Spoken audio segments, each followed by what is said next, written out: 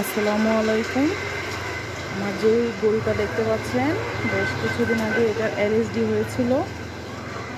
LSD রোগে আক্রান্ত হয়ে গেলে আপনার গরু কী করবেন সে সম্পর্কে আমি আজকে কিছু কথা বলবো।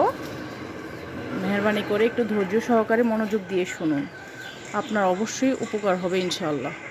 গরুর এলএসডি রোগে প্রথম সপ্তাহে বেশি ওষুধ ব্যবহার করবেন না, কারণ অগ্রিম চিকিৎসা করতে গিয়ে গরু আরও পিছিয়ে যাবে। এই সময় হাতের কাছে থার্মোমিটার রাখুন, জ্বর নিয়ন্ত্রণে রাখুন। ফার্স্ট বেড অথবা পাইরালজিন এইসব ট্যাবলেট দিনে 3 বার খাওয়ান। গোসল করান 2 থেকে 3 বার। গোসল করিয়ে শরীর মুছে দিতে হবে, শুকনো করে দিতে হবে। খাবার সোডা খাওয়ান। বড় গরুকে 30 গ্রাম, বাছুর হলে 15 গ্রাম। একটু সময় নিন, গোটাগুলো দৃশ্যমান হওয়ার সুযোগ দিন। তারপর নন স্টেরয়েড অ্যান্টিহিস্টামিন দিতে পারেন। এই সময় অ্যাস্টাবেট, ট্রেনাসি ইঞ্জেকশন দিতে পারেন।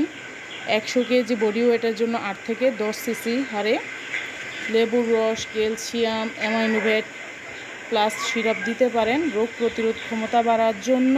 এতে করে আপনার গরু রোগ প্রতিরোধ ক্ষমতা বাড়বে, সুস্থ হয়ে উঠবে তাড়াতাড়ি। নো লাম্পি কিওর, ফ্রাসি 12 এইসব পাউডার খাওয়াতে পারেন।